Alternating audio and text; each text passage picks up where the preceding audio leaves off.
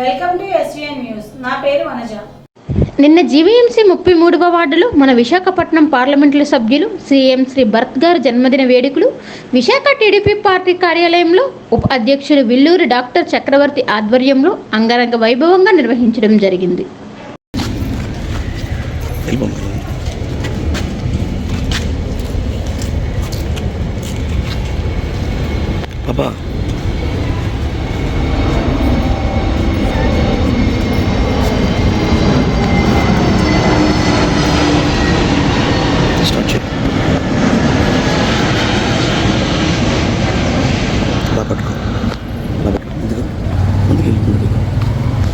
ఈరోజు GVMC 33వ ward Telugu Desam party కార్యాలయం బయటన పెద్ద ఎత్తున మహిళా సోదరిమణులు అలాగే సోదరులతో మరి ఎవరైతే మన పార్లమెంట్ అభ్యర్థిగా మనం ఎన్నుకున్నామో శ్రీ భరత్ గారిని 5 లక్షల పైన ఓట్ల పై చిలుకుతో ఆయన గెలిచిన చరిత్ర ఆంధ్రప్రదేశ్లో ఏకైక చరిత్ర కలిగిన వ్యక్తిగా ఆయన లిఖించబడ్డాడు. ఎందుకంటే అంత మెజార్టీ ఎవరికి రాలేదు, శ్రీ భరత్ గారికి వచ్చింది. భరత్ గారు మరి చూసుకుంటే గోలిస్పాటి మూర్తి గారు అంటే నా గురువు గారు.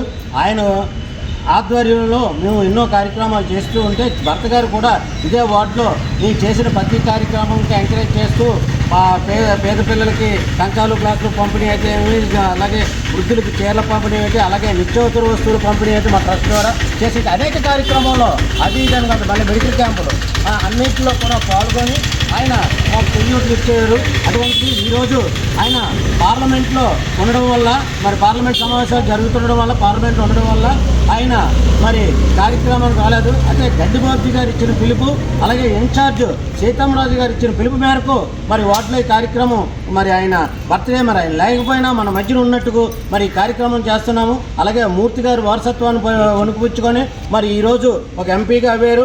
అలాగే బాలకృష్ణ నటసింహం బాలకృష్ణ గారు తెలుసు కదా, బాలకృష్ణ గారి అల్లుడు అయినటువంటి మరి భరత్ గారు, అలాగే కావూరు సాంబశివరావు మరి మినిస్టర్ గారు ఆయన మనవడుగా మరి పేరు ప్రఖ్యాతులు గాంచి మరి ఈరోజు అత్యధిక మెజారిటీతో గెలిచి ఆయన బర్త్డేని ఈరోజు మనం చేసుకున్నందుకు గాను అనేక ధన్యవాదాలు తెలుపుతూ, అలాగే భరత్ గారు మునుముందు మరి ఎన్నో మరి పార్లమెంటు పరిధిలో 7 నియోజకవర్గాలకు కూడా ఆయన సేవలను అందిస్తూ ఉన్నారు. ఇంకా ఎక్కువగా అందించాలని, అలాగే ప్రజలందరికీ అందుబాటులో ఉండాలని మరి ప్రజా జీవితంలో ఆయన అడుగు పెట్టారు. కాబట్టి మన పార్లమెంటు అభ్యర్థిగా మరి మా అందరి ఆలోచనలు ఏమున్నాయో ఆలోచనకు తగ్గట్టు మరి ఆయన మరి పార్లమెంట్ నుంచి నిధులు తీసుకొని వచ్చి మరి డెవలప్మెంట్ విషయంలో మరి నిధులు కేటాయించాలని ఒకసారి చూసుకుందాము. మరి అలిపురం మోడల్ స్కూల్ తాతయ్య గారు ఉన్నప్పుడు ఆనాడు కాంగ్రెస్ గవర్నమెంట్ ఉన్నప్పుడు మేయర్ రాజేంద్ర రమణి గారు, మరి ఇక్కడ కార్పొరేటర్గా మరి నారా నాగేశ్వర గారు ఉండేవారు 12వ వార్డు అప్పుడు ఇది.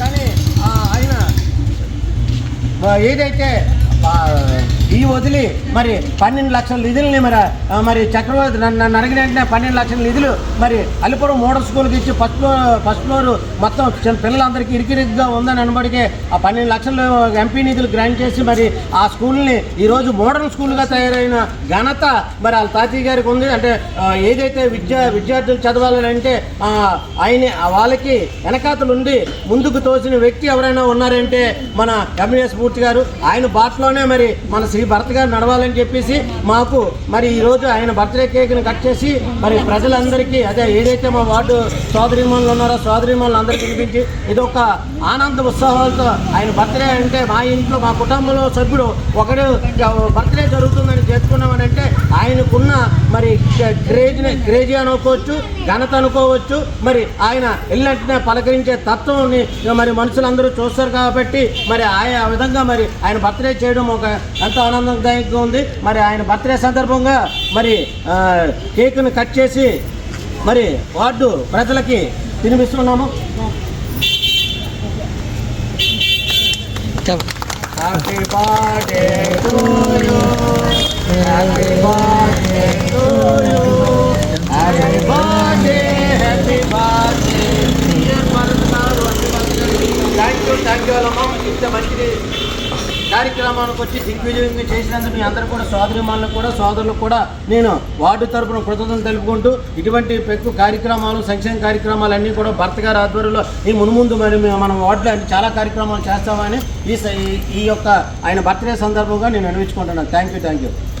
వార్డు నుంచి మేము శ్రీ భర్త గారు అంటే మా బ్రదర్ లాంటి వారు అయినా అంత పెద్ద ఒక ఎంపీ గారు మనవుడు, తర్వాత మినిస్టర్ గారు మనవుడు అయినా సమాన హక్కులతో సమానంగా అంటే సమాజమే దేవాలయము ప్రజలే మా దేవుళ్ళని ఒక తెలుగుదేశం నాడి వేడి చూస్తున్న వ్యక్తి కనుక ఆ వ్యక్తిత్వ ప్రకారంగా ఆయన నడుచుకోవడం జరుగుతుంది. ఈసారి భరత్ గారు లాస్ట్ టైం ఓడిపోయినందుకు మేము చాలా బాధపడ్డాం. గెలిచినందుకు కూడా మేము చాలా సంతోషపడుతున్నాం. ఆయన ఇంకా 5 లక్షల పై చిలుకులో మనకి ఓట్లు జనాలు తన యొక్క అభిప్రాయం ఇచ్చారు.